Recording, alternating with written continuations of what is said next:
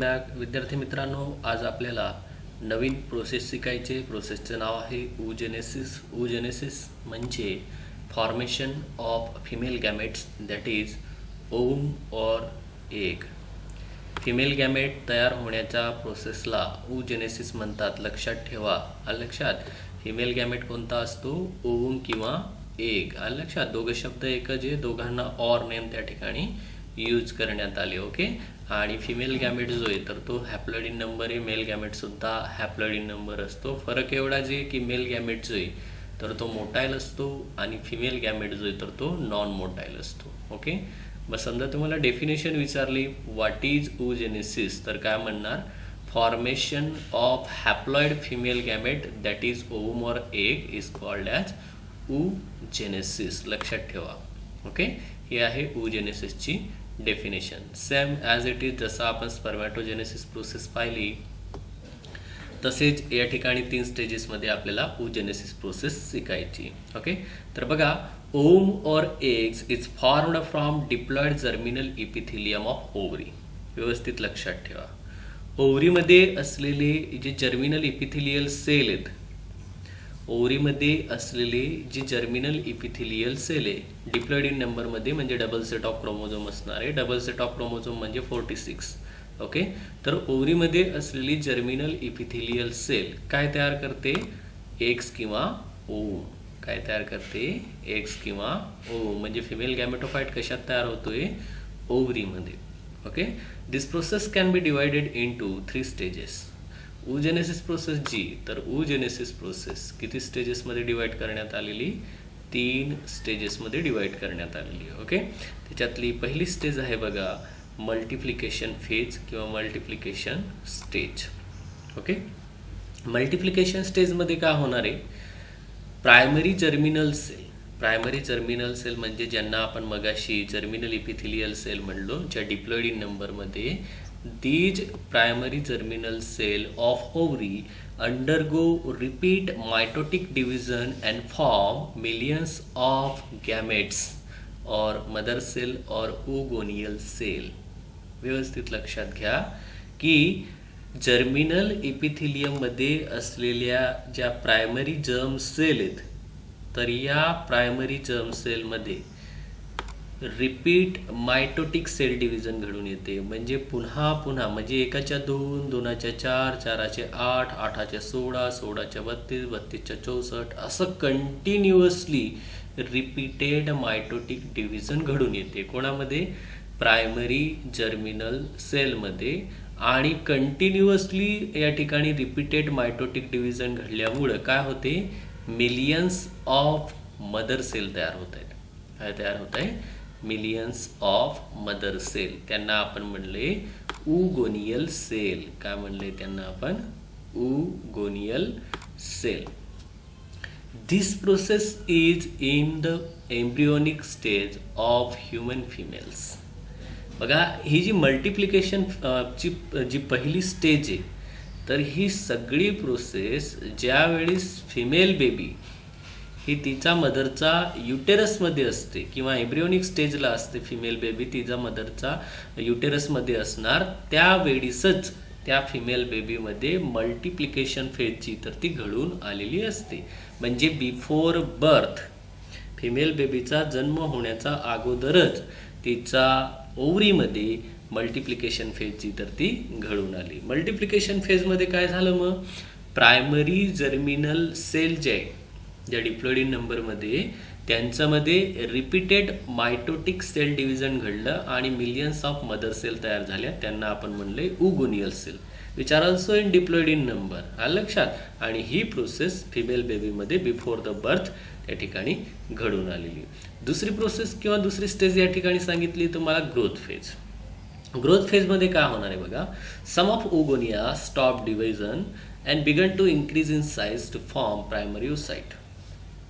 आता जे millions of ओगोनियल sale तयार झाल्या होत्या त्याच्यापैकी काही ओगोनिया, एकवचनी शब्द आहे हा, काही ओगोनिया जे तर त्यांचं सेल डिव्हिजन थांबवतात आणि सेल डिव्हिजन थांबवल्यामुळे जो ओगोनिया आहे तर त्याच्या साईजमध्ये वाढ होते. लक्षात, त्याच्या साईजमध्ये वाढ झाली की उगोनियाचं रूपांतर कशात होते? प्रायमरी oocyteमध्ये. कशात होणार आहे? प्रायमरी oocyteमध्ये, which is also in diploid in number. Okay. आणि ज्यावेळेस या ठिकाणी प्रायमरी oocyteची निर्मिती होते त्यावेळेस सेल ऑर्गनल जसं एंडोप्लाझ्मिक रेटिक्युलम, गॉल्गी बॉडीज ज्याला आपण गॉल्गी ॲपरेटस पण म्हणतो, माइटोकॉन्ड्रिया, असे वेगवेगळे सेल ऑर्गनल या प्रायमरी oocyteमध्ये तयार होत असतात. ओके. लुक एट हिअर, डायग्राममध्ये पाहू शकता तुम्ही. सुरुवातीला काय झालं बघा, प्रायमरी जर्मिनल सेलची डिप्लॉइड इन नंबरमध्ये. तर या प्रायमरी जर्मिनल सेलमध्ये काय घडते? मायटोसिस. कोणतं? रिपीट.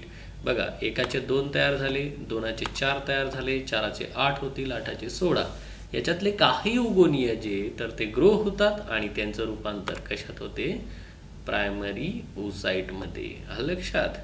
ही होती सेकंड फेज. आता थर्ड फेज काय म्हणते? थर्ड फेज यानी मॅच्युरेशन फेज. तर मॅच्युरेशन फेज जी, तर हिच्या बाबतीत आपण चर्चा करूया आता.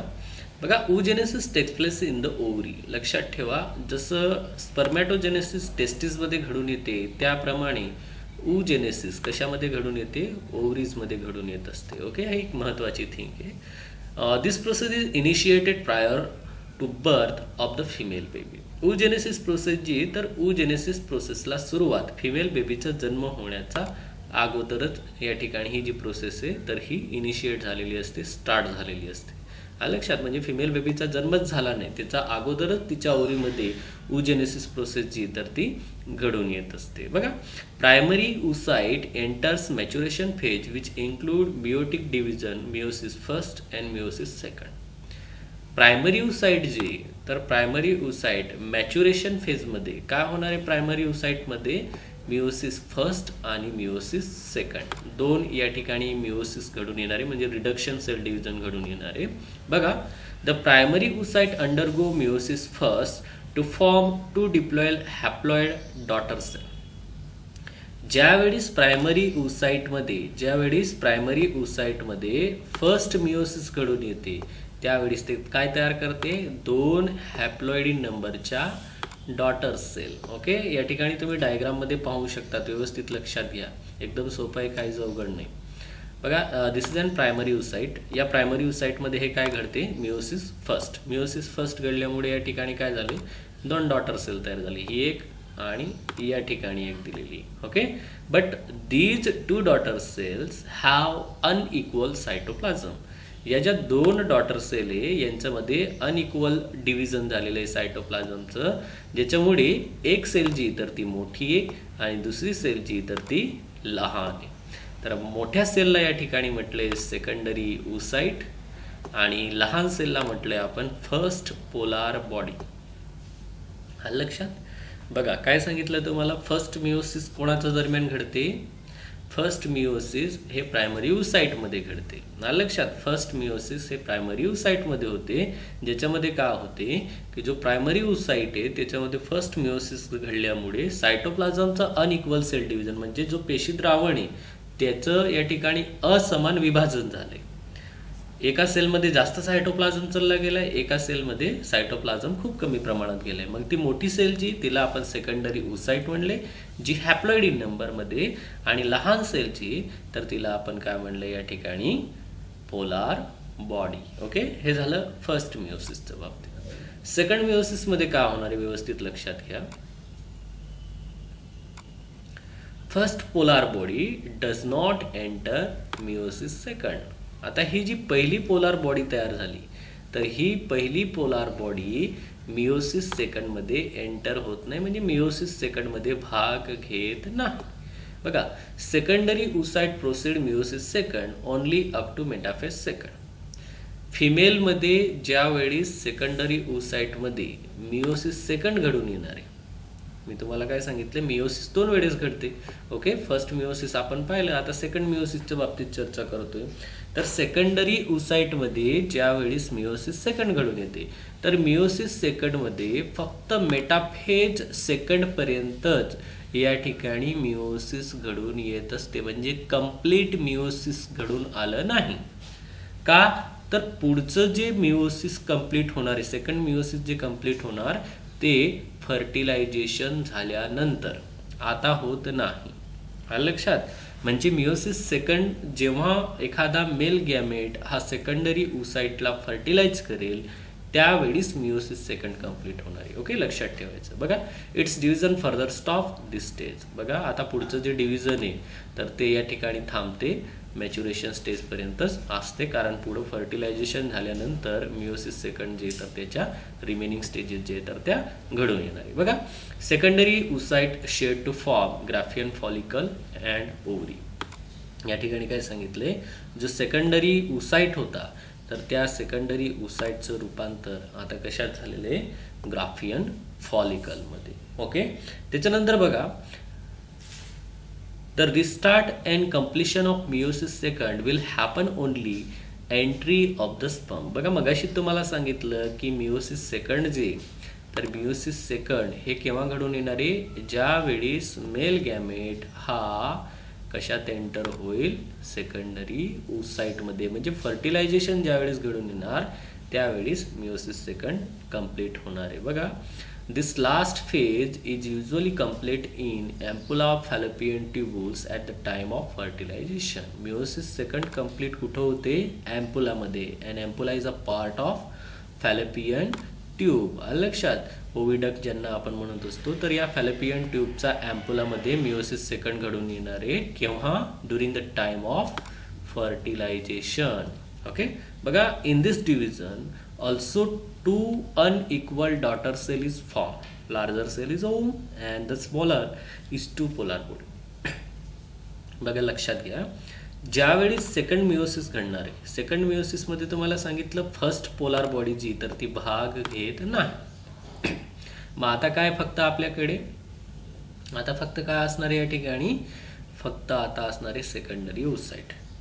मग हा जो सेकंडरी ओसाइट आहे तर हा सेकंडरी ओसाइट काय करतोय, या ठिकाणी डिव्हिजन घडवून आणतोय. डिव्हिजन घडलं की पुन्हा अजून दोन अनइक्वल डॉटर सेल तयार झाल्या.